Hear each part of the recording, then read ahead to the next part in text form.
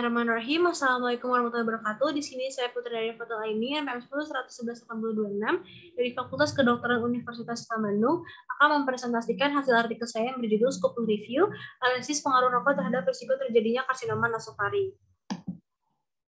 Nah, untuk pendahuluan sendiri ini, karsinoma nasofaring ini sebelumnya disebut dengan limfoepitelioma, di mana karsinoma nasofaring ini merupakan karsinoma tersering di bagian kepala dan leher, itu sekitar 60% yang terdapat di Indonesia. Nah, di mana karsinoma nasofaring ini terjadi karena ada mutasi genetik.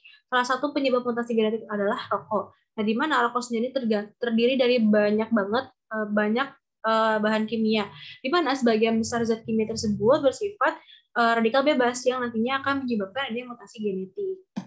Nah, selain itu untuk epidemiologinya, epidemiologi dari karsinoma nasofaring ini, menurut Union for International Cancer Control, terdapat sekitar 80.000 kasus baru per tahunnya, dan pada area endemik, yaitu Cina juga Asia Tenggara, itu mencapai sekitar 20 hingga 30 kasus baru, 20-30 kejadian per 100.000 populasi.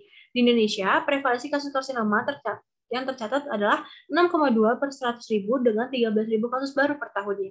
Di Bandung sendiri, data dari Rumah Sakit Hasan Sadikin terdapat sekitar 60 kasus per tahunnya.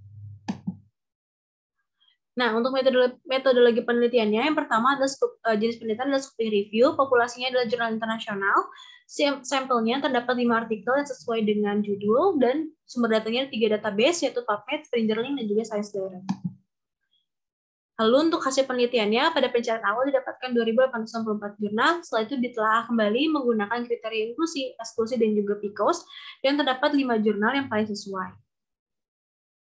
Nah, ini adalah tabel ekstraksi data yang telah diteliti oleh peneliti.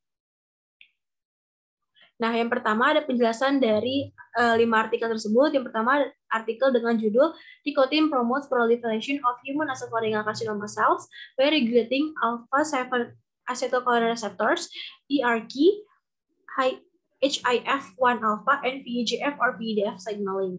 Jadi, kandungan dalam rokok yaitu nikotin sendiri dengan dosis yang telah ditentukan yang telah disebutkan dalam tabel, itu mampu meningkatkan faktor pendukung terbentuknya sel kanker, seperti 7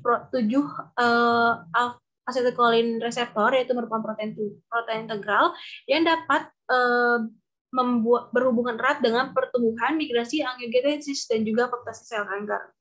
Lalu, mengembangkan ekspresi dari HIF1 alpha, menginduksi aktivasi dari ERK atau MAPK, dan meningkatkan regulasi VEGF atau PEDF, yang dimana selain itu juga nikotin dapat menyebabkan peningkatan proliferasi sel ganas pada karsinoma nasofaring. Lalu untuk jurnal yang kedua itu yang berjudul The Impact of Smoking of the Clinical Outcome of Local Regionally Advanced Nasopharyngeal Carcinoma After Chemoradiotherapy.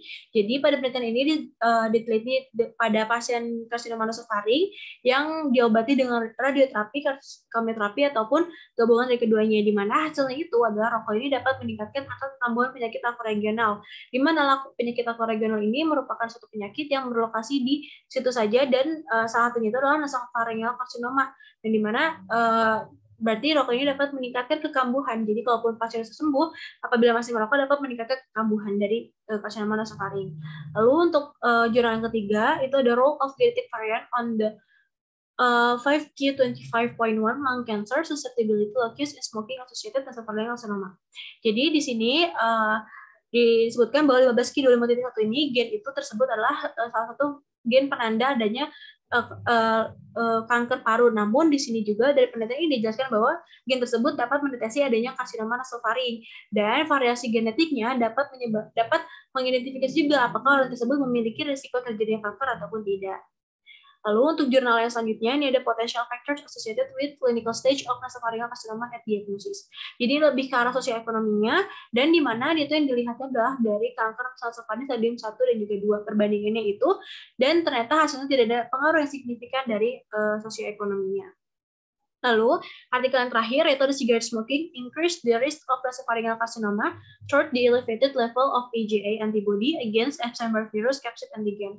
Jadi kalau misalkan ke sini lebih dilihat dari pasien yang memiliki carcinomanosopharing, nanti akan dites dari antibody si EBV-nya. Hasilnya, rokok sendiri memiliki peningkatan risiko NPC 1, perokok memiliki peningkatan risiko carcinomanosopharing 1,6 kali lipat lebih besar dibandingkan yang bukan perokok.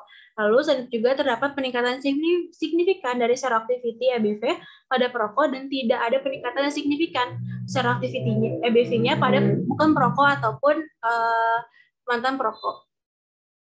Nah, kesimpulannya, berdasarkan hasil dari pencarian data dari 5 artikel yang telah direview, ditarik kesimpulan bahwa pasien carcinomanosopharing dengan riwayat merokok memiliki tingkat keparahan lebih buruk dibandingkan yang pasien yang tidak merokok. Risiko memiliki kandungan rokok memiliki kandungan yang dapat mempengaruhi regulasi gen di tubuh manusia. Rokok juga mampu meningkatkan proliferasi sel kanker dari carcinomanosopharing. Salah satu kandungan rokok yang utama menyebabkan carcinomanosopharing adalah nikotin. Nah, ini adalah sumber-sumber yang saya pakai. Sekian presentasi dari saya. Kurang lebihnya mohon maaf. Wassalamualaikum warahmatullahi wabarakatuh.